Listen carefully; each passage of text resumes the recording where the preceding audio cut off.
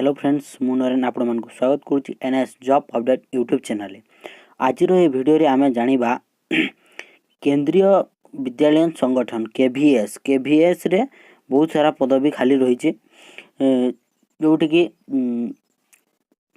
Central school कहुए केंद्रीय विद्यालय संगठन सेंट्रल गवर्नमेंट जॉब सेटारे किसी पदवी खाली रही तार एलिजिबिलिटी क्राइटेरिया कौन रही तार सैलरी केते रही केते पोस्ट वैकेंसी अच्छे मु आपण मानक सब डिटेल्स कहबी।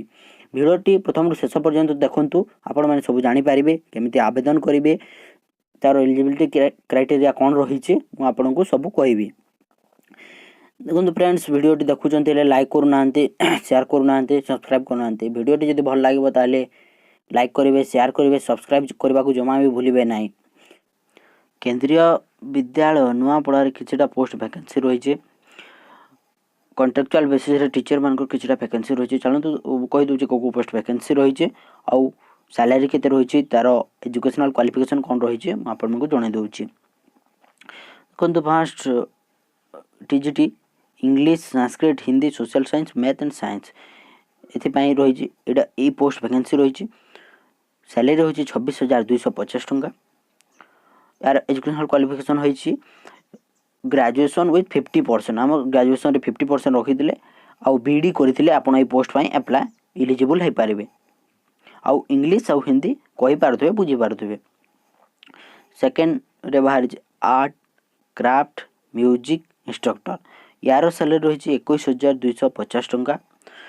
आपण 5 year diploma course drawing painting graphic रे करथिबा ड्राइंग पेंटिंग ग्राफिक रे आपण 5 वर्षर डिप्लोमा कोर्स करथिले आपण ए पोस्ट पई अप्लाई करि पारेबे।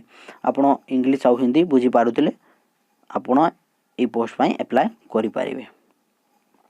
3 नंबर है योगा इंस्ट्रक्टर यार सैलरी रही 21,250 टंका। ग्रेजुएशन आपण करथिबे जो सब्जेक्ट करथिले चलिबो आउ 1 ईयर ट्रेनिंग करथिबे योगा रो 1 ईयर ट्रेनिंग करथिले आपण ए पोस्ट पई एलिजिबल हे पारिबे। कैरियर कंसल्टर 4 नंबर बाहर कैरियर कंसल्टर देखो कैरियर कंसल्टर यार सैलरी रही 21,250 टंका बहुत बढ़िया सैलरी रही 21,250 टंका। आपण बीए कि बीएससी जोटा करथिले भी आपण ए पोस्ट पई अप्लाई हेबे आउ देखो आपण गोटे काउंसलर गोटे डिप्लोमा कोर्स करथिबा कथा काउंसलिंग रो गोटे डिप्लोमा कोर्स करथिले आपण ए पोस्ट पई अप्लाई हे पारिबे आउ जदि आपण को वर्क एक्सपीरियंस अछि ए काउंसलर रे तो आपण को प्रथम प्रेफरेंस दिया जिवो। 5 नंबर रे अछि पीआरटी रो यार सैलरी रही 21,250 टंका।